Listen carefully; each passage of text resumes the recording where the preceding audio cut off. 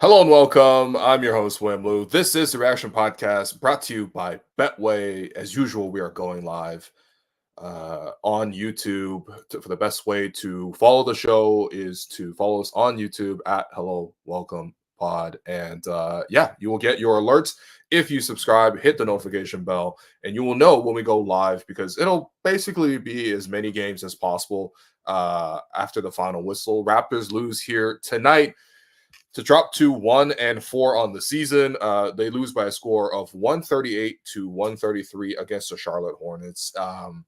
Interesting game. Once again, a very winnable game, similar to the Nuggets game. I wouldn't say that it was nearly as crushing as that one because a win over the Nuggets just feels way more validating than a win over the Hornets. With all due respect, and the Hornets have been playing well. Like they shot 20 of 45 from three. If they weren't like literally red hot from three, I think the Raptors had a real chance of taking this one. But the reason I say it was winnable wasn't because of that. I think it was just the Raptors couldn't knock down enough free throws in a game that, they lost by 5. It was really a one possession game down the stretch. Raptors went 20 of 30 from the foul line. Biggest culprit there was RJ Barrett. So those are the things that, again, as a young team, you look back and think, well, what are the hard lessons? Like, yeah, you got to make your free throws, which seems rather obvious. And obviously it's something that they could stand to improve on. But still, I think that, once again, the Raptors played a really good game on the whole. They didn't really show any quit. I mean, at one point, I was getting ready to turn this game off. Like, I mean, not really, because I'm going to watch the whole game, and this is what I do. Actually, I don't know what would make me turn off a Raptor game in progress, quite frankly. But at one point, I was so sick of watching what I was seeing because, like, in the second quarter there, like, LaMelo Ball went off for like 3 straight threes, and, the Hornets were just running away with it. The Raptors were playing very out of sorts. There was no help defense whatsoever, and they got down 23 in the first half. And that's where it looked like, okay, why are we even here? Like, you know what I mean? Could this just be one of those nights where you look on the, your I don't know, your TV remote guide or whatever. This is so 2010. But like, yeah, you look on your TV remote guide and you're like, what else is on? Well, there's the World Series. I believe it's game 5. Yankees look like they're going to force a game 6. There, if you want to keep it in the association, there was like the Hornet or the Pacers were playing the Celtics. It was like one of those nights where you're like, damn, like I don't know if I should just commit a whole night to this. Luckily, the Raptors turned it around pretty quickly, and they actually were able to take the lead in the third quarter. That's where you saw just a Herculean effort, I would say, from Gradey Dick, who ends up scoring 30 for the first time in his pro career. This is once again another career high. We just used this like 2 days ago for the loss to Minnesota. He had 25 in that one. He has 30 in this one. And Grady and Jamal Shed, the two of those guys. I mean, there were other guys who played really well. I thought Jakob was huge in this one.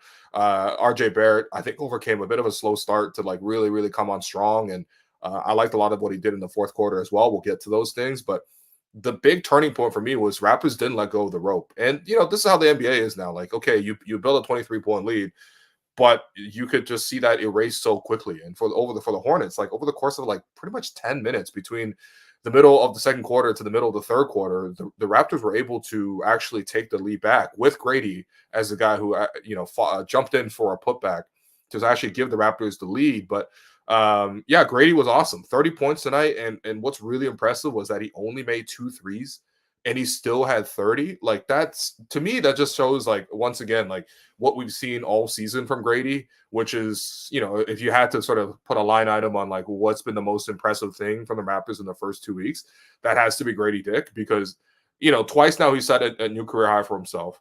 And it's a diversification of his game. Like, it's obviously still a jump shooter. He's still a guy who is primarily going to get it as a jump shooter, but like the way he's been cutting, the way he's been curling, the finishes that he's been making, some of the shot making between this game and also the Minnesota game are just, it's just absurd. The type of shots that he's been making. He's like, we've seen post fadeaways from him. We've seen like double pump, like scoop finishes. We've seen him like and ones, we've seen him dunk the ball, put back dunks. We've seen, him curling to the mid range, fading out of bounds, like all sorts of stuff where he's just like knocking down objectively difficult shots. And he's getting himself to the foul line. He got himself to the foul line 8 times today. he was excellent. And in terms of what, kept this game from being just like an unwatchable product, which it was really, really looking that way to start the second quarter, was Gradey, and it was also Jamal Shed. And Jamal, even though he only had 7 points off the bench, his first shift, I mean, he had eight assists like right away, and it was stuff where he was taking charges.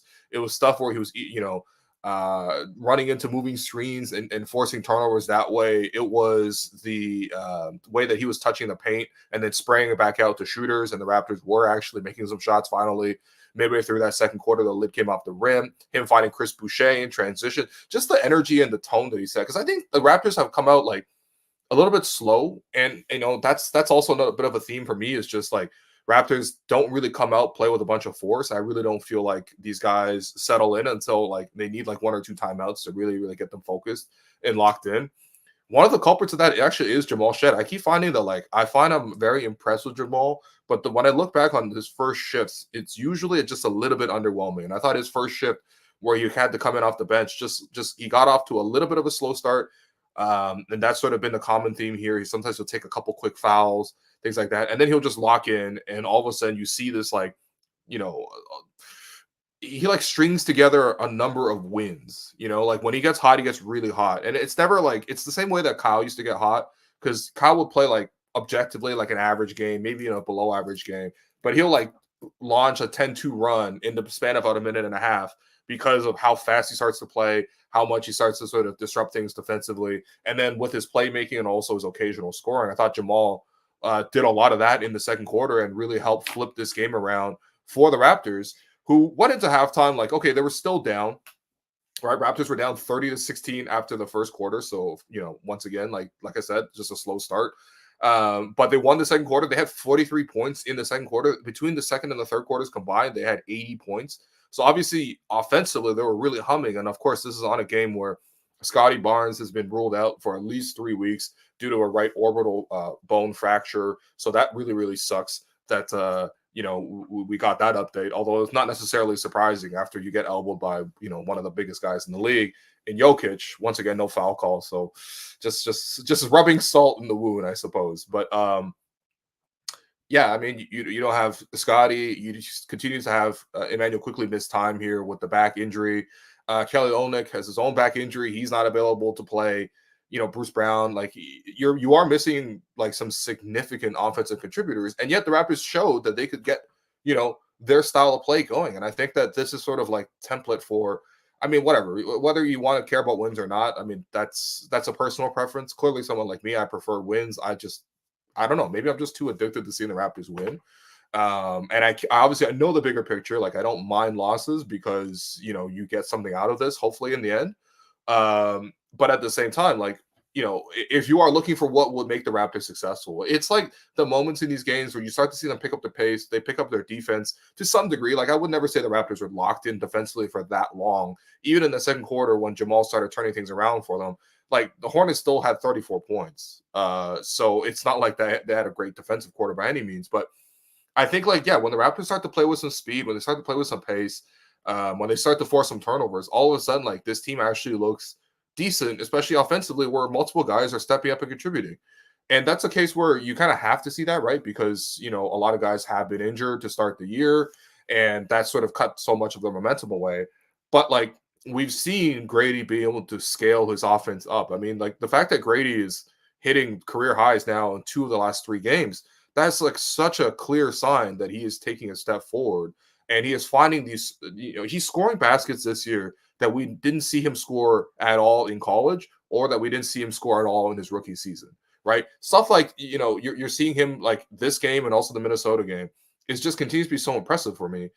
And then, I think Ochai's, coming in here and he's done a good job. 10 points off the bench for Ochai, 29 minutes, but made a couple of big plays, including a huge block to spark a fast break in the fourth quarter. But, he's taken his opportunities to slash to the basket. Once again, not a very efficient 3-point shooting night, only 1 of 3, but he finds other ways to contribute. And I'm happily taking Ochai's 10 points off the bench.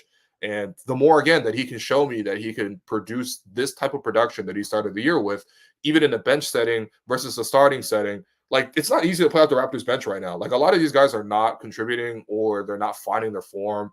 I don't want to pick on Bruno Fernando because he's not the only thing wrong with the Raptors right now. but like he comes into the game for 3 minutes, is a -10, doesn't get a rebound, commits a foul, doesn't help ever at the basket, doesn't really contribute offensively. It's like it's really hard to play off this bench right now too. But I think with Ochai, I think he's shown that no matter what context, what lineup you put him in, he's coming in there and he's doing his job, and he's playing productively. So those things are pretty good. And honestly, even in the starting five, like, especially with Scotty now out for a minimum of 3 weeks, it said that he will be reassessed after 3 weeks. So, depending on what you might call that, that could be like 4 weeks, you know what I mean? In terms of like, okay, you reassess him in 3 weeks, he might be okay. You might have to adjust to playing with a mask on. We've seen that's pretty common with these orbital, injuries. That might take some time to adjust to. You typically want to get your player going through like 1 or 2 practices at least so that, you have a more of a confidence to sort of roll them back in there. My point is that there's like a month now where once again, you have more questions to answer if you're Darko in terms of managing a rotation, but also, with your young guys, like they're getting more chances. And I think Mobo is going to be the biggest beneficiary of that. Jonathan Mobo tonight gets to start 25 minutes. I thought he was actually okay, although I think that there's clearly things that he could have done better on that front. He had 11 points, 4 rebounds, 2 assists, a steal, 2 blocks. His energy, I think, is quite good. But at the same time, I feel like you would have loved to see him more of a factor on the boards. I felt like Charlotte, especially with a guy like Nick Richards, he was just able to sort of have his way down low. Some big offensive rebounds for him. And the Hornets had 14 offensive rebounds in general. I think for Mobo, getting on the glass a little bit more, I think would have really helped. But you're also seeing him continue to find pockets where he's able to slip free in transition or off those pick and rolls. And he's been able to finish. Like even 5 of 7 from the field is actually a really encouraging sign for Mobo, who outside of one floater, and I keep pointing out this like little strange floater that he does that he doesn't particularly seem to have great touch on. But the one time he even shot that floater, he immediately followed it up because he kind of knew that he was going to miss it. And he got up so quickly for the putback dunk. Like he literally put up the shot and then out jumped everybody else for the athletic putback. So I think that there's more of a chance here to see what Mobo has, see him in different contexts. I think because of the fact that Kelly Olynyk has missed the entire season to date so far with the back injury, and also because Bruno Fernando, quite frankly, has just been like a walking -10 every time he comes on the court. Like I think Darko's had to pivot already to playing sort of these centerless lineups. And I don't think that they're necessarily going to be good lineups, especially now with Scotty also out too. Like, you're just like pretty small across the board. I mean, Charlotte's not even a big team, and Charlotte looked huge out there compared to Toronto. But like, I think you're getting to see more of Mobo playing in a small ball 5 role for you. I mean, it'll probably be him and Chris Boucher kind of paired together. Darko just basically trying to like put that bench together with duct tape in moments like that. But I don't mind. Like, I actually wouldn't mind because I think that for Mobo, where he was successful in college, especially this past year, was him playing as a small ball 5. And of course, that totally changes between the collegiate level and now the NBA. Like now he's basically going against size mismatches every night.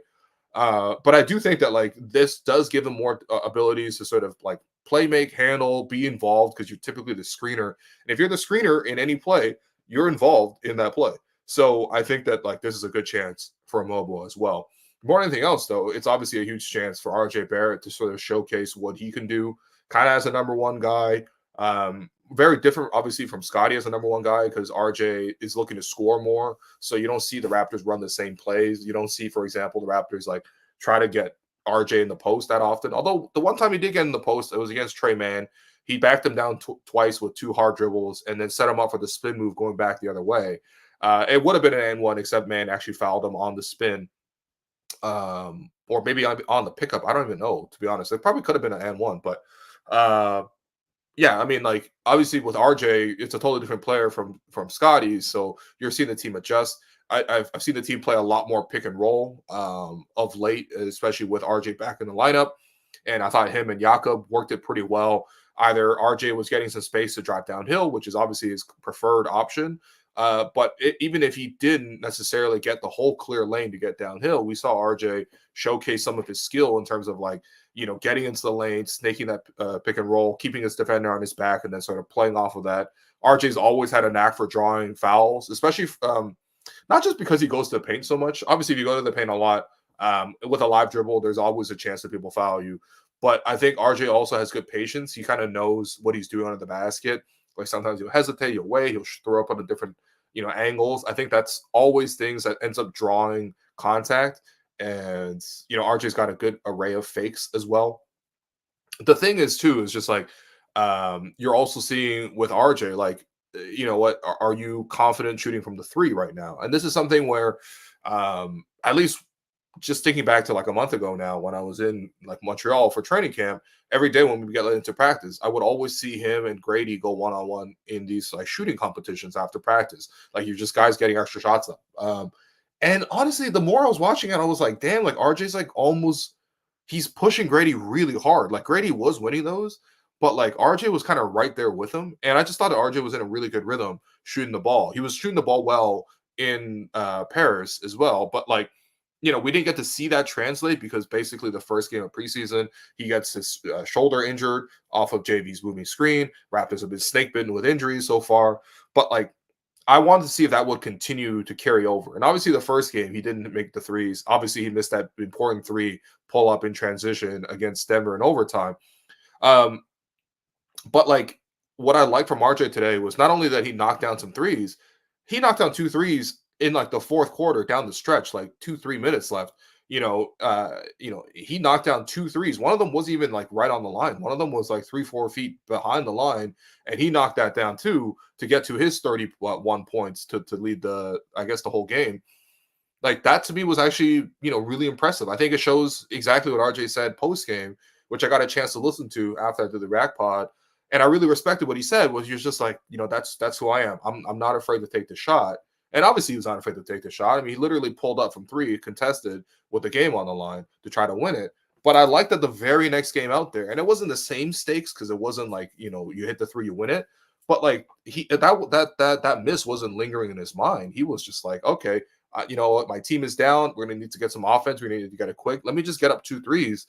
And yeah, RJ goes 4-6 from three tonight. Like that's also really promising to me. Now, granted, like Charlotte's defense is not good, but like still, I think with the young team, what you're just wanting to see is just guys actually reach out and take these opportunities. By the way, I'm getting the note from my producers. Shouts to Alex and Jerome that yes, we will be taking your questions. So please get them in. They are in the chat right now, looking for your questions. So get them in. Please ask me about just basically anything related to this game. We'll make sure to make time for that. But yeah, I mean, I think those guys were quite good. I think honestly, like this is probably Davion's best game as well. Davion ends this game with 11 points and 11 assists. And I thought in the first half, it was clearly Jamal Shed who played it much better. I thought Jamal brought them this punch off the bench. Like I said, him and Gradey were the ones who reversed that 23-point deficit and turned it actually into a lead for Toronto.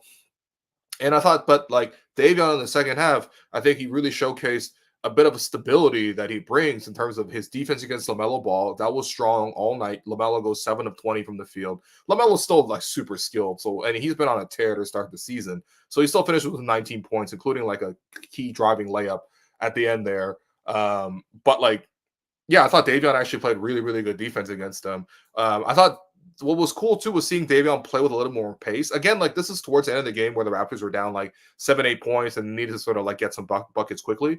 But they turned up their intensity in terms of their pace. And you saw Davion get to the rim a couple of times.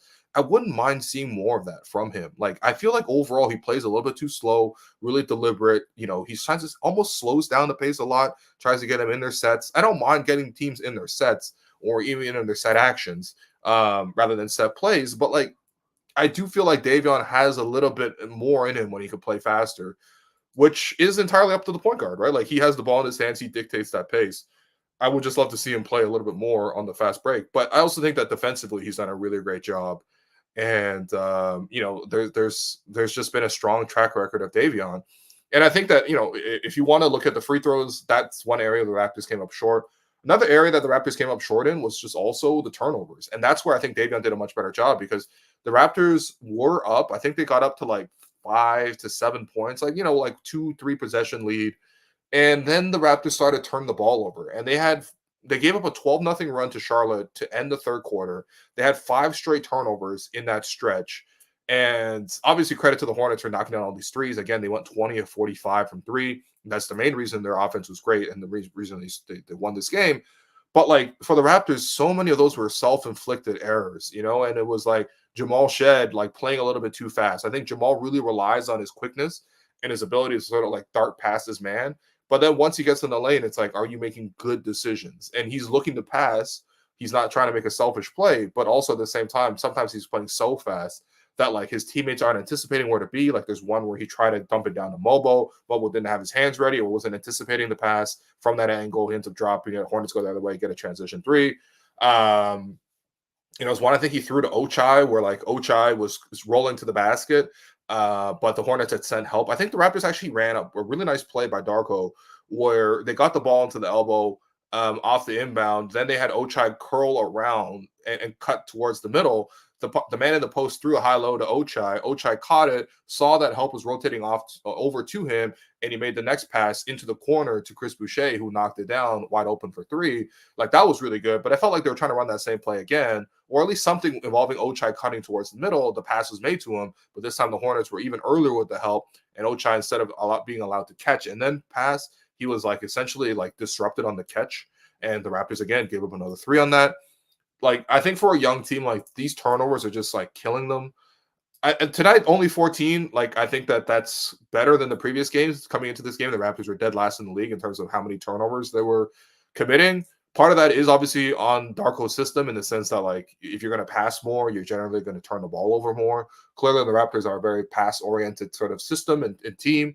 But at the same time, there's still, like, moments of sloppiness that, like, isn't on the system. That's not on Darko. That's not on anybody other than the players just needing to lock in a little bit more and like not getting yourself into silly positions. Like there's one where RJ, he got subbed into the game to sort of generate some offense and sort of study the team as they were bleeding, but then he ends up dribbling into the corner and gets himself trapped and then ultimately, gets the ball turned over. Like it's stuff like that where it's just like, you know what, they just got to be a little bit smarter. But again, like I think overall the team actually played well. Like I'm not upset with this one. I don't think that there was like too many things that was egregious. I think defensively, if you really want to nitpick, I think the Raptors could really look at the film here and see how much they struggled guarding ball, like small pick and rolls. Charlotte's two best offensive players on the season so far have been LaMelo Ball and then Trey Mann. And I feel like they ran a lot of two-man actions with their smaller guards. I feel like, Jakob actually did a decent job guarding pick and roll. Actually, I don't know. To be honest, I feel like the Hornets actually did overall pretty well. But especially in the second half, they started going to more small pick and rolls, which involved either LaMelo playing dribble handoff or sort of give and go with, the other guard at the top of the floor, whether that was Trey Mann, whether that was Cody Martin. And all three of those guys just, I think, really, really hurt the team. I mean, when you look at, okay, you're whatever, like the Raptors starting five actually played really well. All five players scored in double digits. But what about the bench? And it's like Cody Martin goes 9 for 11 with 4 threes with 25 points. And Trey Mann, who looks like Trey Mann, I love Trey Mann, man. So many players now are wearing like tiny jerseys, tiny shorts. You know what I mean? Like, for example, LaMelo is like one of those guys. Trey Mann wearing like 1 or 2 sizes up on his jersey, and he's wearing like shorts that go well past the knees. Like this guy looks like if you just teleported TJ Ford into 2024. But he's actually been really good for the Hornets, and that was actually a really shrewd acquisition where they're able to turn Gordon Hayward, the ghost of Gordon Hayward, who is literally retired now, but they turned him into Trey Mann. And he's been good. But yeah, Trey Mann, 27 points off their bench. It just felt like the Raptors weren't really that equipped to sort of guard small pick and rolls. A lot of that involves like being able to communicate switches, being able to sort of be sure with that. And the Raptors, I just thought, like, were out of sync in terms of their rotations and their communication. I don't think, by the way, it's a good sign that so much emphasis has been put by Darko and the whole organization on, like, let's improve on defense. We got to focus on defense. And then they come in, and so far through 5 games, they're, like, bottom 5 defensively, and this game they lost because they gave up 138 points in regulation. Now, granted, like, you could always say the injuries, you could always say they're young, but, like, if you have a clear objective and that's what you work on, I'm not going to let you get off the hook when that's what you said you're on the hook for is more defense. So I think in this game, when they go review it, it's a lot of small pick and rolls that they got to work on getting better at, and also just finding like a better bench rotation. Because also at one point, Darko played all 5 bench players at once, and that's how Bruno Fernando was a -10 in 3 minutes. So we're going to take a quick break. We are going to bring you a couple of messages from friends of the program. And when we come back, we want to take your questions. So this is your chance to get them in. So by now, you've already heard the news that Coors Light, as part of the Raptors' 30th anniversary, has these very specially branded cans. They look beautiful. Look at these things, man. Look at these. They're beautiful, covering beautiful cans. Each era from the first 30 years of the Raptors, and you can get them now at select LCBO stores, participating bars and restaurants across the GTA, and also at Scotiabank Arena. But one more thing, Will, make sure to check out ERAineveryCan.com, ERAineveryCan.com to check out these limited edition cans. And fans can go on the website and enter for a chance to win exclusive Coors Light Raptors prizes. I heard there's some really cool merch collabs and other things happening as well. So. No, I'm actually, you know what? You actually did tell me what those collabs are going to be. And I got to say, like, I'm really, really excited. I know Coors Light is a partner that we've worked with in the past as well, but this is just beautiful. Like, honestly, I don't even know if I want to drink these cans, man. You got like the OG, you know, you got like the championship season, and then you got like whatever's in between, I guess the Chris Bosh can. I'll probably drink the Chris Bosh can if it was me, you know? I mean, one to rock, one to stock, and also for Raptors fans, like, make sure you keep an eye out. Follow Coors Light on social because they're going to pop up around the city as well. Oh, word? I'm hearing they might be at Rogers Center. They might be outside Scotiabank Arena. They might be at Nathan Phillips Square for more prize giveaways. So make sure you check that out. Remember, you must be 19 plus and celebrate responsibly. I'm going to be there. I can't wait to celebrate.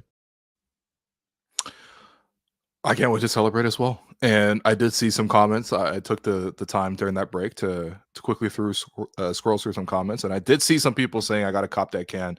Absolutely, go get them. They're actually just really good to collect if you want, to be honest. Because, like, again, Raptors are knocking out the park with their 30th anniversary celebrations. But speaking of that, we're going to get to your questions. And your questions are brought to you by Tangerine. We're going to get to the Tangerine Q&A segment.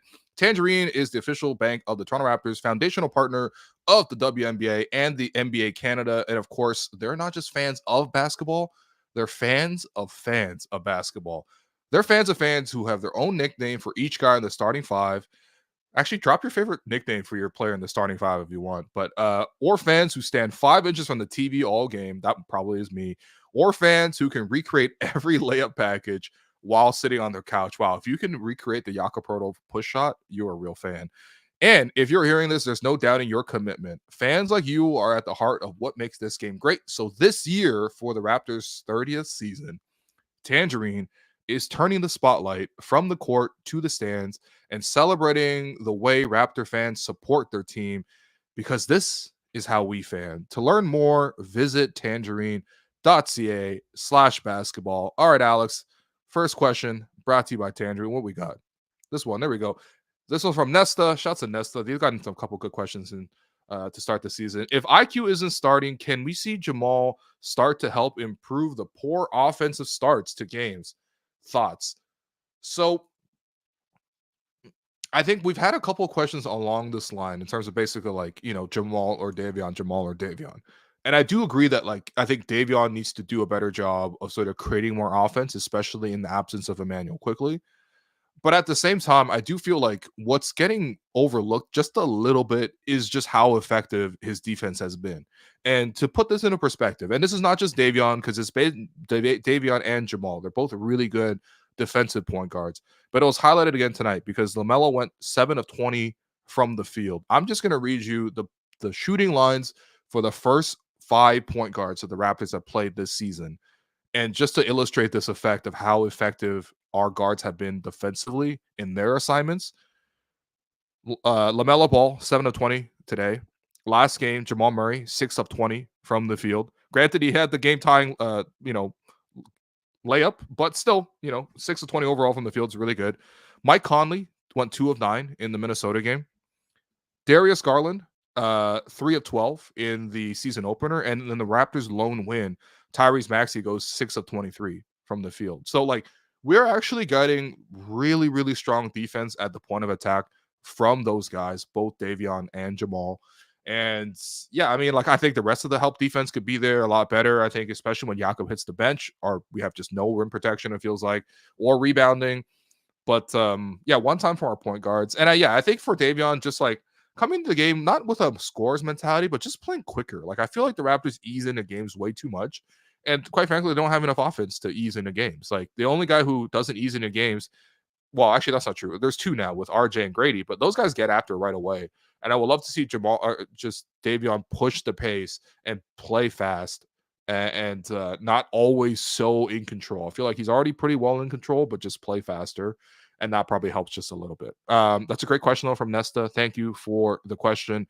We're going to take some more questions. What do we got? Northern Fury asks, question, at what point is the sample size large enough that we say this version of RJ post trade is here to stay? I think it's large enough. Like, I don't think that like it's like a statistical anomaly that he's suddenly more efficient. I think that what you're seeing between what RJ did with the Knicks and what RJ is doing with the Raptors is a player going from just two entirely different contexts.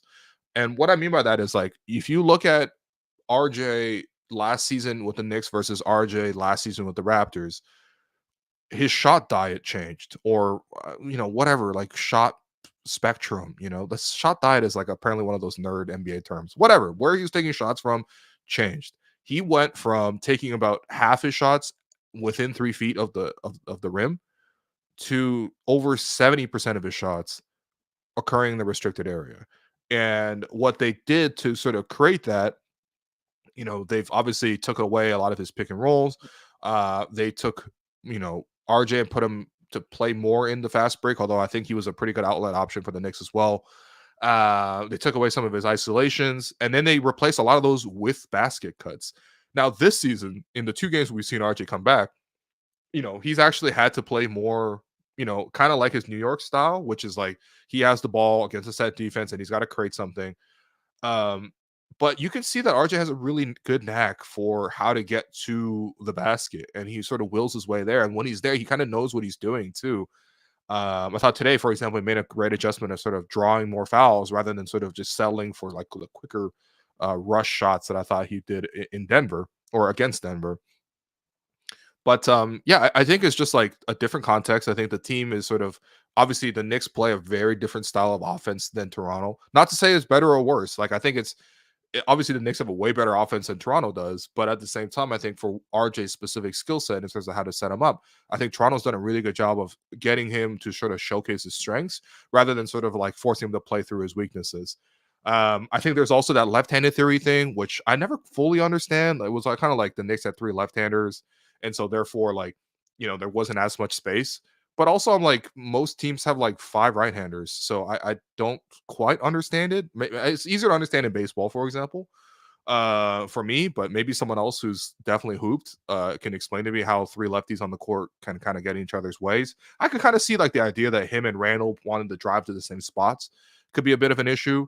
And then whatever, the 3-point shooting is just kind of what it is. Like, I think that, that took a bit of a jump too, but he was hitting at such a low volume that could have been, to me, if you want to talk about small sample or whatever, that could be the one that is a bit of like not a fluke, but just sort of like he's on a hot stretch and more of a statistical anomaly, as the question's referring to. But at the same time, like, I can only tell you what I see. And when I go watch his warm-ups and stuff like that, like, he actually is knocking down the 3 at a much higher clip. And yeah, I don't know. Like, if his 3s come down, I don't think that fundamentally changes his game all that much. His game is getting into the paint, making a play, being a leak out, making a play. I think, honestly, the next step for me with RJ, well, number one is just get the free throws down, man. Like, he was like 71, 72, 73% roughly in New York, which is fine. Like, it's about league average, for a guard, it's a little bit low, but like still it's not bad. But coming to Toronto, last season he was at like 60% from the foul line, and today he went 7 to 12. So once again, another 60% effort. Like, for a guy who's going to the basket so much, he is leaving like 2-3 points a game on the table just with the free throw shooting. And I don't specifically really even know what it is. Like, it's not like he can't shoot. Like, I wouldn't say he's a strong shooter, but it's like, I don't see how, you know what I mean? Like, if we're talking about law of averages and his 3 goes down, I would love to see his free throws come back up. Ideally, they both stay up, but That's an issue. And I think the other thing too is just defensively. Like, you can go back and watch this game. A lot of the moments where the Hornets got open for three, it's just RJ sort of switching off a little bit defensively. He's just not as focused. I feel like he reacts sort of on the defensive end rather than sort of anticipating. And I just think that like they can get him to lock in and play defense at a higher level. And like all of a sudden, he's just like a really, really positive contributor. Right now, he's like good enough offensively, especially in the paint. He's so overwhelmingly good in the paint that it masks some of the other things that he doesn't do well. But I just want him to stop taking things off the table. Like, there's no reason for me why RJ can't be a medium defender, even. Like, right now, he's a minus defender, but he got to get to a medium level defender. And I think he can do it. I think sometimes, honestly, he's just like a little bit lackadaisical. Like, you can go back and watch the film, watch like you go to NBA.com, they have like the box scores. You can watch, the box score of like, okay, Charlotte made 23s. And you just watch them, like how many RJ's like a little bit behind on those. Yeah, he just caught a little bit flat-footed and caught a little bit ball watching. I don't know what it is, but that part just needs to come up. I think like that would change so much for both the team and for RJ himself. But I mean, he's been great. Next one, Nishay Seth with another $5. This is the guy who got the second ever most important guy award. Shouts to him, or her. I'm assuming him. But I know Raps are rebuilding, but watching Hornets and Pistons still be trash after a decade of rebuilding scares me a little. LOL. Yeah, honestly, that's my fear as well. Because let's be real, 10 years ago, teams would be looking at the Raptors being like, I'm scared of rebuilding because the Raptors have been rebuilding for like 10 years. Because like the history of our franchise is there's more of these type of seasons than there are of like Colin Lamar leading this team to like 50 plus wins or like winning a championship. Having said that, though, I do feel like a lot of it is just determined by when you're rebuilding a lot, you have a lot of young players. And then are you sort of upkeeping standards? You know what I mean? Like, are you like still holding people accountable? Are you sort of letting go of the rope? You see so much of that over the course of an NBA season. And if I had to guess, even with the Raptors doing a good job so far, I think that they'll probably see a lot of guys starting to, let go of the rope towards the end of the season, right? Like defense kind of goes out the window, all that kind of stuff. I feel like that's where you have to maintain your organizational culture just from somewhere, from somewhere. Like, and that's just standards, right? Like, and I think that like, yeah, that's the part that scares me more than anything else. And then you have a bunch of young guys who don't know how to win, and they're leading a bunch of new young guys who don't know, who even have even less of an idea how to win. And you're just kind of year after year hoping that the next like big prospect is going to be the savior for you. I think that there's clearly instances where rebuilds have worked and been successful. Like you look at Oklahoma City. No one would say that like that team doesn't have a winning culture or like they tanked, therefore they don't have a winning culture. Because like they tanked and they have a winning culture. They had like a guy like Shea on teams that were like 30-win teams who weren't successful, and yet all of a sudden he was able to sort of like see more improvements around him. They improved the team around him. They maintain a culture, and now you look at them, they win every game, and then they do a corny post-game press conference where 10 of them are lining up and 3 of them you don't even know who they are, and they're just going hoo. Like, I think it's possible to do, but I think OKC's always maintained an organizational culture that's been really strong with them. Seems like they're very competent. Obviously, they've had very stable management. Sam Presti's been there for almost 15 years, it feels like basically since they were taken from Seattle, right? So like, yeah, 15 years. Like, I think that, yeah, there's like an organizational culture. I think there's even a fan culture there too. Like they consistently have like really, really rowdy and consistent fans who are dedicated to the team, who care about the team. Granted, it's Oklahoma City, so like what else are you supposed to care about if not basketball? But like, yeah, like there's those kind of ethereal factors that go into it too. And of course, like the most important thing is your most important guy, is your MIG actually that dedicated to winning? Because I feel like when you look at OKC, it's like they got Shea. Shea's dead serious about winning. He's such a good pro. Like he takes care of his body. He improves his game year after year, and like he plays both ends of the floor. He's committed. He's willing to take big shots. He's willing to share the ball. He's willing to share the spotlight. He's not a guy who like, needs to sort of hog all the limelight, whatever. And yeah, that's the part too. So I think those are probably the factors there. I think even San Antonio, when we look back on this era, you're like, well, basically after Kawhi in like 2017, when he starts getting injured, 2018, like they've been in the dumps since 2018.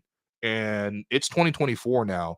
And they have Wemby who is like a generational prospect. And I'll bet that San Antonio still doesn't win 30 games, right? So like it can be scary, but at the same time, another organization with strong structure, with strong coaching, with a strong fan base that will show you over time that they can build back to that level. And so, yeah, I mean, I think for the Raptors, like we have strong organizational culture. I know that we've been down on the front office because they sort of hung on to the championship core just a little bit too long, especially after guys left year after year. I'm not going to say that they weren't like, they weren't bad at their jobs for the last 2-3 years, but I think overall they're very, very competent. We have actually very strong management. And yeah, I mean, even right now with them drafting a couple good players to sort of slide in here, like I want to see what it looks like when they actually rebuild for once. Because like Masai, I don't know if it's just like he's just got the golden touch or whatever, but like when he came to Denver, the goal was to rebuild. They were like, okay, Carmelo's on his way out. He's going to request a trade. We got to flip him. He's the last year of his contract. And he ultimately leverages the Nets against the Knicks and trades them to the Knicks, takes like 4 rotation players, puts them in this lineup. Magically, that team ends up clicking. It's like Ty Lawson and Andre Iguodala and Wilson Chandler and just a bunch of guys that you're just like, okay, is this really a winning team? And they end up winning like 50 plus games. And the Denver Nuggets were always a really good team under Masai until he came to Toronto, where again the Raptors were like, yo, we suck. We're gonna have to rebuild. He trades Rudy Gay. He brings in 3-4 rotation players. All of a sudden, this team magically starts winning again. And so, weirdly enough, for Masai, even though he's, I guess, been hired twice with the explicit intent of rebuilding, his teams have just straight up won most of the time, that he actually never was able to go into like an actual full scale, like, okay, we're going to sit down and rebuild like that Sixers process or like the OKC, what they've been doing recently. And this is his first time actually sitting in and going through that process. And yeah, I mean, I think that's where I think Darko has really shown an ability to sort of relate to the players. He has a lot of one-on-one conversations in terms of, again, going into practice when they let us in and I'm just loitering for like half an hour trying to see as much as I can. This guy's just going from person to person and having long convos. It could be anything from him talking to his coaches or management. That's very normal for a coach. But, like him going up to players one-on-one and like teaching them like, this is how you shoot, or like small adjustments and having a little conversation with these guys, like constantly he's doing this. And I do feel like the Raptors as well, if you've noticed their bench, they have like 15 people on the bench. Like it's crazy. Like obviously they have their front row assistants in terms of guys who really talk tactics in terms of in-game management. It's obviously Darko, the head coach, and then it's Jama Mahalela, and then it's Pat Delaney. That's typically like those three are the ones handling the tactics portion. But then you see like all those other people in purple. What are they doing there? Basically, every player has like a dedicated coach with them at all times. Now, sometimes the coach takes on 2 players. Like I think the guy like Ivo Simanic, who's been credited for Gradey's improvement, he's also taking on Jakob Poeltl, I believe. So like, it's not necessarily just one person against one person, but like the Raptors have a huge developmental staff. It's not necessarily that different from other teams. I feel like staffs across the league have hit inflation, and there's lots of examples of this. But Raptors are really showing that, like, as long as they can improve what they bring in year after year, that they draft really well, and that they also obviously take the best talent available at each moment. I think over the course of 2-3 years, we end up seeing a team that is not just competitive. I think they're actually reasonably competitive right now, but clearly not going to be winning a lot of games. But like, you get to the point where you're like, okay, we actually have lots of young, good pieces here. Like already, I feel as compared to last season, we have so many more players to watch and invest in, and that could play in a good style. And of course, it's just 5 games, but like, I think Mobo's a hit. I think Jamal Shedd's a hit. Those guys are second round picks, man. And that alone gives me a lot of confidence. So it's a good question overall. I appreciate this question a lot, and definitely appreciate $5. But yeah, it'll be a long-term process. Like obviously, I understand that. I'm gonna ride or die with every game because I got nothing better to do on a Wednesday night. My friends are at Pie, and having a great dinner, and I'm just like, wow, did you see the Raptors came back from a 23-point deficit in the second quarter? But like that's just how it goes. Anyway, let's take a couple more questions because you know what? I'm just enjoying this. This one from Joseph Cassidy, who, by the way, I've seen this person in the comments and in the live streams, and I gotta say a huge thank you. Like this person is just constantly commenting and giving thoughts and honestly being very positive too. And it really helps drive engagement actually for the channel as a whole. So shouts to Joseph in general, man. But the question is, who has chemistry on the court that you're surprised about so far? That's a great question. Okay, who has chemistry so far on the court? I think so far early on, Davion and Jakob, they certainly have good chemistry. Like you saw them connect on pick and rolls quite a bit. Davion, credit to my friend Assad, who I was talking to over the course of the game, and he was like, "Yeah, Davion's a bit of a Jakob Poeltl merchant," which I've never thought about that phrase or whatever. But yeah, he certainly plays really well off of Jakob. I would say last year, for example, Dennis Schroeder was also a bit of a Jakob Poeltl merchant in the sense that they connected really well in pick and rolls. Turns out Jakob is just nice to play with. I think in terms of IQ and RJ, not only because they were teammates with the Knicks, but to a certain extent, I thought even after trade, they almost played buddy ball with each other. Like they really knew how to set each other up, but like they were their own thing within the Raptors' whole team. But yeah, I think that those two obviously have chemistry off of each other. I think very underrated. Scotty and Chris Boucher have really good chemistry on the fast breaks. I feel like Chris is always catching some like absurd bullet pass from Scotty in transition. Those two have always had an instant chemistry dating back to like when Scotty was a rookie. Who else has good chemistry, man? I feel like those are the guys that really stand out to me. I mean, like, yeah, I mean, Kelly and Ochai had chemistry coming over from Utah, but Kelly also is one of those smart guys who kind of has chemistry with everybody. I would love to see some defensive chemistry as well from this team.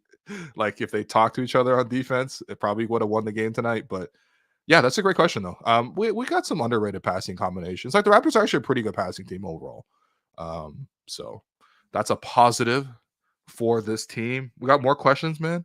Just gonna keep everyone here. Let's go. How do you say this, man? Clayton? KLEHTUN.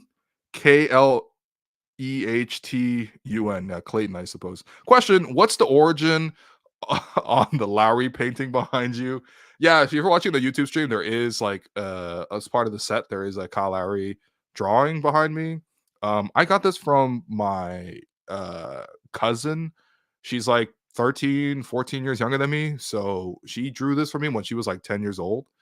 And I think that it is a picture of Kyle in the bubble. I think that's a pretty common photo. He's making a weird like face of like, I think he's just telling Serge or Mark to come get the screen or something as he's handling the ball. But yeah, she's actually become a very talented artist. And I would say this is more of a precocious work of hers. I think it's certainly matured over time.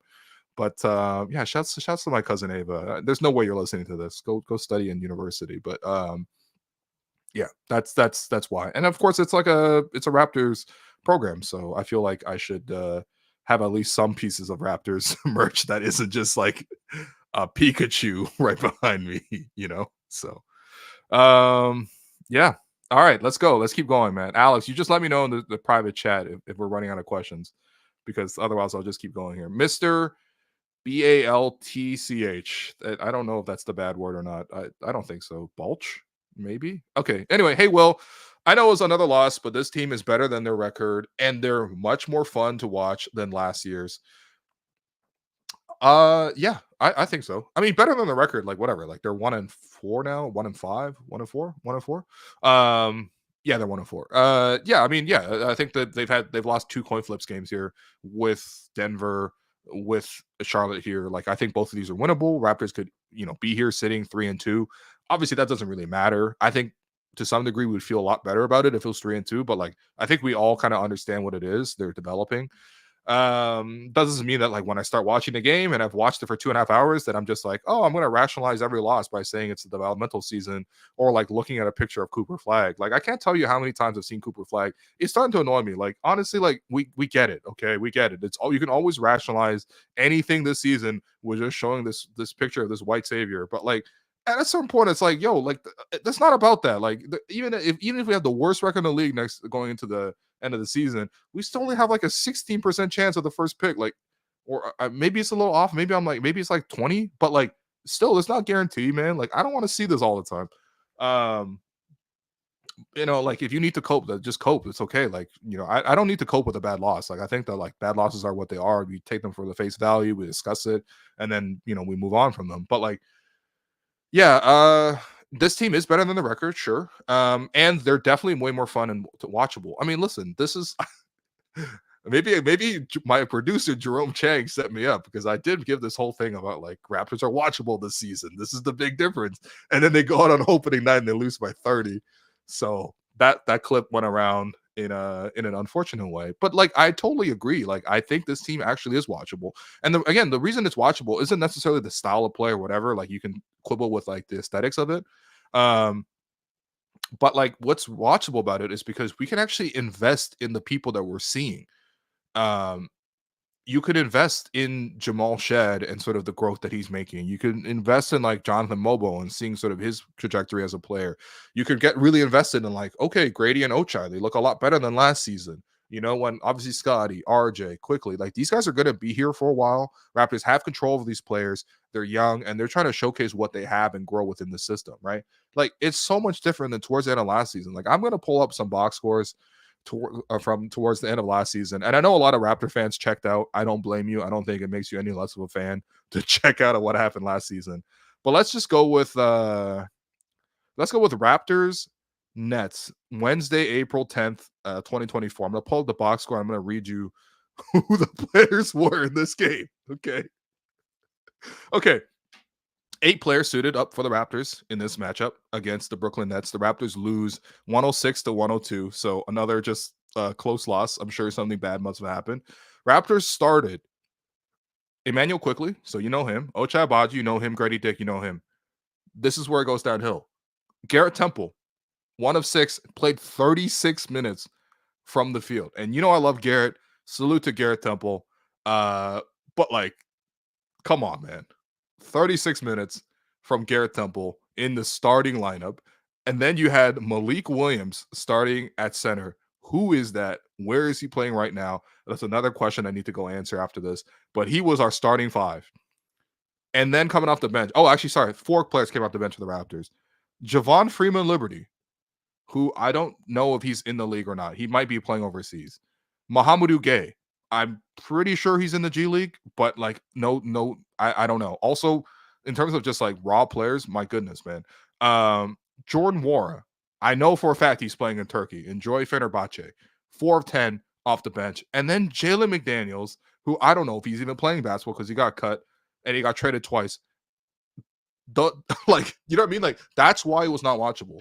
Is like, not only because they were playing ugly basketball, but like, what were you even watching for? You know what I mean? Like, it's like to some degree, it kind of reminds me of like when they try to convince you to watch these spin-off shows like Lord of the Rings, Rings of Power. And I don't know, honestly, I haven't watched it enough to really give a strong assessment of it, but I know I can't care about it because I'm like, it's not Viggo Mortensen as Aragorn, it's not Orlando Bloom as, you know, Legolas, it's not like John Rhys Williams as like as Gimli, it's not, you know, Elijah Wood as Frodo, or like, you know, Sir Ian McKellen as like Gandalf, and et cetera, et cetera. Like, these are just some random other guys. And yes, it still says Lord of the Rings on their jerseys, but I'm not gonna watch that. You know what I mean? Like, I don't care, man. It doesn't. Whatever. Obviously, I watched it. And I covered all of it. But like, yeah, that's to me why it's more watchable. You can actually like invest in the guys that you're seeing right now. Also, god damn, that is a bad lineup towards the end of the season. I know, like, I know it's the end of the year and whatever, but like, god damn, man. We played Garrett Temple at center. Like, I'm never gonna let that go. Garrett Temple played like 15 seasons and counting in the NBA now, and we were throwing him out there at center like that. And then he was coming on the Raptor show being like, "Whoo, I got my ass kicked at center," and I'm like, "Yeah, man." How are things going? Anyway, let's take some more questions. What you got next? All right, Andrew G. How many glizzies can Alex eat in one sitting? I mean, Alex is here on the chat. He's just sitting in the dark, so I'm not gonna bring him in unless he specifically wants to. But Alex, you can just drop a question. You can just drop it into the private chat, man. How many glizzies can you eat in one sitting? What's the most amount of glizzies you eat in like one continuous outing? I'm gonna say like 4. I mean like a 4, like a Blue Jays game, Looney Dog situation. I know you're not focused on the sports itself. No answer. I'm gonna keep it at 4. Let's keep it at 4. Alex will eventually.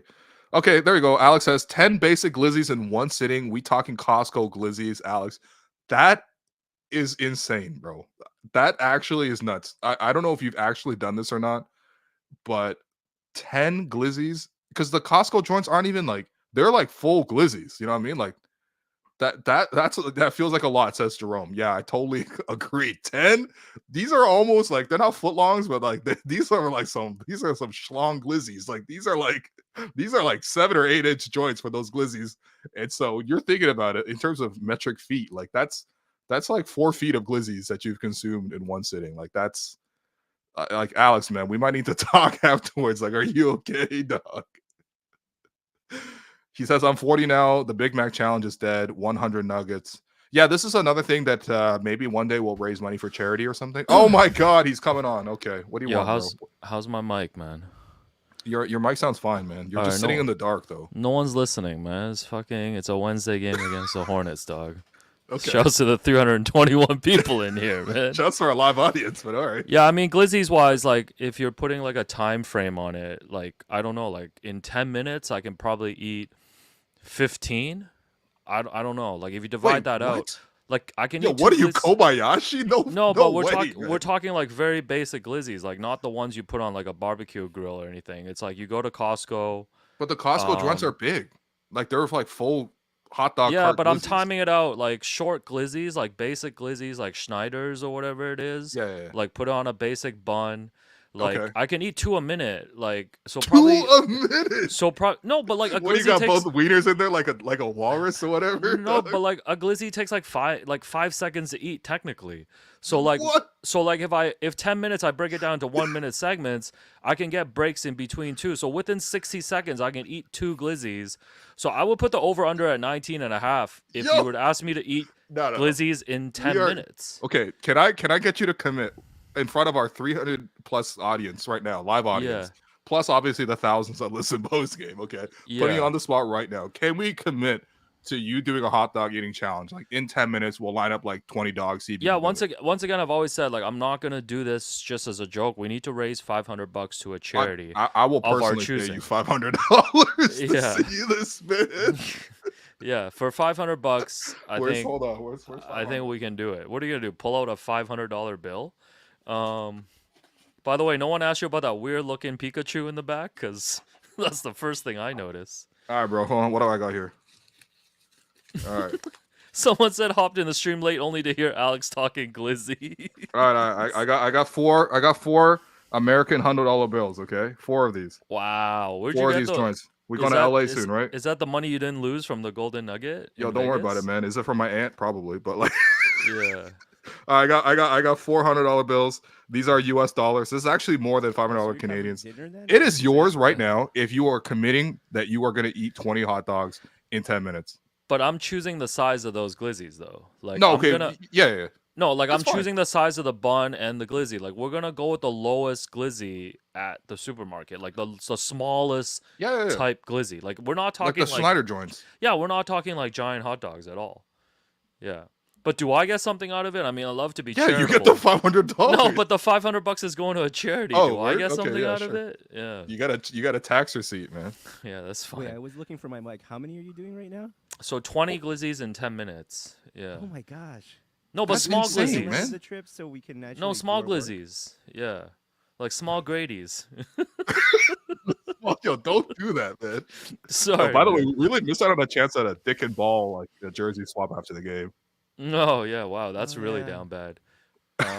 But yeah, the 10 Big Mac challenge I don't think is happening anymore just because like I'm at a certain age now. I started talking about it when I was 32. Like I don't know if I can do that anymore. That's what I'm trying to say. Like I want you to. I'll do 100 nuggets. I'll do 100 nuggets in 1 hour. Why are you just volunteering for these, man? I'm willing to do all these food challenges for charity. Yeah. Okay. Can people hear me now? Am I any louder? You are louder, yeah. Good. Yo, I was hoping the live viewership was gonna dip to like 20. We've lost about 10 people. 10 people have dropped off. 10 people are not gonna hear about the 3 stars live. Okay. Yeah, my bad, guys. Okay, I'm gonna hop out of here, man. Okay, no, stay on for the rest, Alex. We're committing you to eating those hot dogs now. All right. Yeah, no, that's fine. And people, let me know if you want to chip in, all right? Let me know if you want to chip into this, because I feel like we could really donate money to a good cause. Yeah, hot wing. Someone said hot wing challenge. I can't eat anything spicy. And the plan is we're doing this in LA is what we're thinking? No, we're not doing it that soon. I think I need some training on it and stuff. Oh, you need some time. So you're saying probably you wouldn't be able to do eating it? hot dogs? No, but no. Here's the deal. Like, I'm This being guy gotta serious. practice dogs. No, I'm being serious. If somebody, I'm not pressuring any of y'all, good people, 305 people in the live chat. But if somebody dropped the $500 right now, like, I'll do it tomorrow. Like when you get tomorrow. when we get to $500, then we'll do it. Yeah, whenever we get to the $500, we'll do it. Somebody called my whole game. Yeah, this is a tax Can we write-off. like do this? This is a not donation before your write-off. trip. Let's start throwing money in the chat right now. Oh, We get to shoot. 500. 6-5 Yankees. How baby. quick could Greta put together 500 glizzies by November 12th? Oh, 55 No, but- glizzies, 55 hamburgers, 55 fries. Like, you could get all that at Greta. I don't know. Like, I don't think people think I'm being ridiculous. Like 20 I'm taking 20 you small completely size seriously right glizzies now. in 10 minutes is very doable. I just unfortunately need better motivation than $500 to a charity. Like, it has to be Oh. personal for me. Like I gotta get something out of this. Oh, Yeah. I see what it is. Someone's got to challenge. Someone's got to say, like, you can't do it. Yeah, boy. yeah. But it can't be you guys because like I can't. yeah? You guys are too close to me. I don't take that seriously. All right, we just I'll support tell you. Blake and Bonner on the Raptor show to say that I I'll love tell those them guys. to challenge you. I love I'll tell those them guys. to challenge you. I was at one Mount know how this Pleasant works. today, man. When I heard I couldn't go back home when I was back home, man. Oh man, catch your man at OMP. All right. Let's not drag this on. Let's get to Will, who are your 3 stars? Who are my 3 stars of tonight's game? Well, boys who did not watch this match, your 3 stars from this game. I'm going to give Gradey the first star, 30 points, a new career high for Gradey. We're going to be saying this a couple of times. How many more times do you think Grady's going to set a career high this season? Because he's already done it twice. The He's big already at pickle, 30. baby. The big pickle. Well, okay. Here's the question, Will. The Gradiest show on earth. What's going to be Grady's career high or like his season high? 35. 35? 35? Yeah, 35. What about career high in threes this year? Maybe like 7? What's been crazy is he's not even that hot from 3. He's only won 2 of 6, but he still scored 30. Like, that's actually really impressive to me, man. Gradey low key, like, I mean, I know it's been a pretty short kind of career so far, but has he ever gone on like a hot 3-point streak like that? Like, Yeah, I mean, he's 3-4 banged on, like, I games think his tied. career high is like 7. okay. I think his okay. high is 7 right now for 3s. Mm-hmm. I'll look it that's up pretty really good. quickly. But yeah, Gradey had a career high 30 tonight. Good for him. I thought that once again, it's not just the shots that he's making. It's like how difficult some of these shots that he's making. Like to me, he's starting to cement himself as like a shot maker. You know what I mean? Like there's guys who can score, but there's like you know what I mean? Like I wouldn't even say RJ's a shot maker necessarily. He's just a guy who really knows how to score. But yeah, there's a bit of a difference. Yeah, Gradey season high last season was 7. He would hit 7 threes. Oh, 6 threes, sorry, in a game last season. Oh, shoot, ring light. Okay. Jesus. I thought This is when how- you this is- said Grady and ring, I thought it was something else. You know, All this right, is this is how we get you to wrap up the show. Is we come on and just create pure chaos. I mean, it's pretty chaotic, man. Second star, I'm gonna go with Jakob Poeltl. 20 points, 16 rebounds. He was a plus 20 in a game that the Raptors lost by 5. Big J, baby. We smoking that Big J pack. Oh Big man, J. what we needed was more big J's because in 35 minutes the Raptors were plus 20 with him on the court. That means in the 13 minutes that he was off, the Raptors lost those by 25 minutes. Oh, that's Joel- 2 points a minute. Once Joel Embiid numbers. again, my theory is for the Raptors bench, when they really, really need to, just hold the ball for 24-second shot clock violations and get back on defense. I swear that'd be better than what they're doing sometimes. Yeah, the So Raptors just bench. full on yeah. milk the clock and just give your players rest. Nah, and straight keep up. it at Like, net even. Okay. Yo, what will happen first, man? Like finish construction at Union Station, or the Raptors finally find a competent bench, man? Both have Oh, been man. going on for 7 years, I believe. nah, I know you're a downtown guy. You said Union Station, bro. Because what I'm concerned about is Why the Eglinton. Vaughn extension? Or Where is that whatever? Eglinton LRT, man? Eglinton used to be so nice to drive in Etobicoke. I swear you could probably drive like 80, no problem. I mean, not that I'm recommending anyone drive 80. On You a also 60. don't have your driver's license. I also don't have my driver's license, but whatever, man. But like now, I swear it's faster to ride on my stupid little scooter than it is to drive through Eglinton between like Martin Grove, Kipling, Islington, Yo, all the having way a up to car, like having a Starlit. car in Bro, Toronto it's sucks. like one right? lane out there, man. Huh? No, having a car in Toronto sucks. Like, it Oh just yeah, sucks I right mean, now. like, yo, if you didn't have to go see your family in Markham all the time, like, you probably wouldn't ever drive. I think Yeah, about no, that, it's true. Will. Who's your 3rd star? And what? Speaking of the third star, somehow our viewership is not dropping, which is incredible here. No, we're below 300. Man. Yeah. Well, that's because you said you're gonna practice eating glizzies, which is one of the craziest things. Your third star, I'll probably give it to RJ. There's part of me that wants to give it to RJ, kidding me? 31 points, 4 rebounds, 8 assists. Like I said, like the fact that he missed that big three at the end of the last game against Denver, and then this game in the fourth quarter down the stretch, he's like, I'm gonna just step up for threes. Like, I love that about him. He won 10 of 18 from the field, 4 of 6, 7 of 12 from the foul line. I would love to see that be like 9 of 12, maybe 10 of 12. Maybe do what me and Jerome do after our shooting drills, which is to make 10 in a row before you can leave the court. You know, like just do that.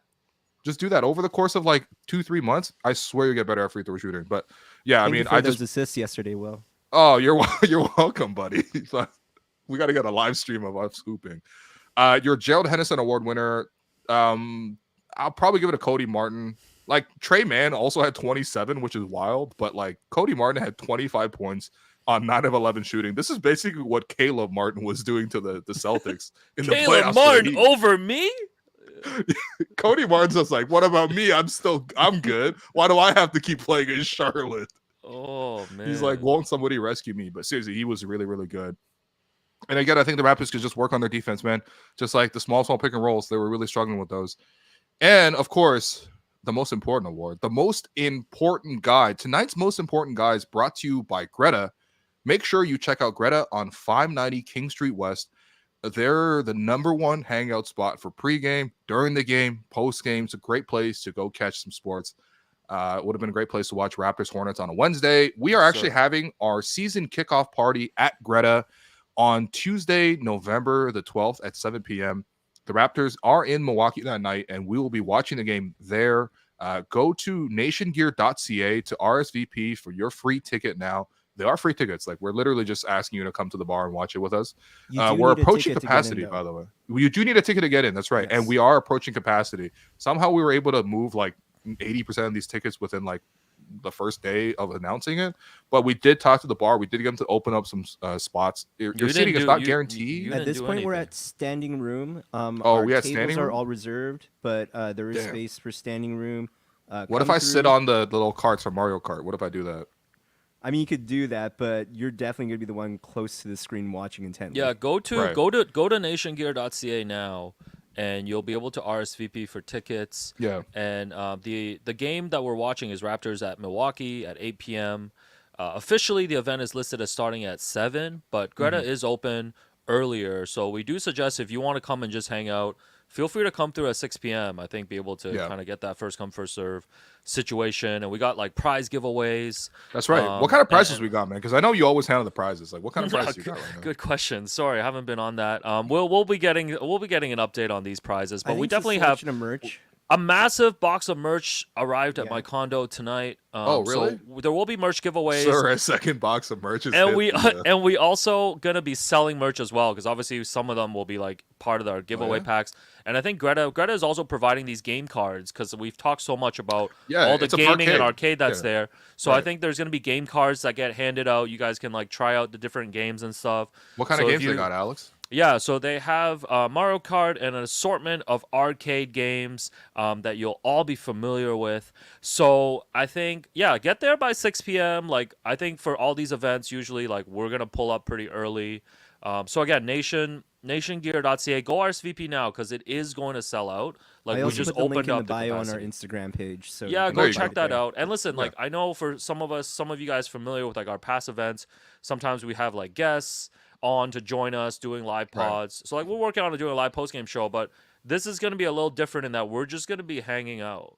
Like, we're just going to be hanging out, watching the game and stuff. So it'd be super cool to just like get to know you guys, like, everybody that wants to come through. And I think we've had some great live events already with the Olympics. You know, we did a little private-ish like WNBA Game 5 finals watch party at the NX Hotel.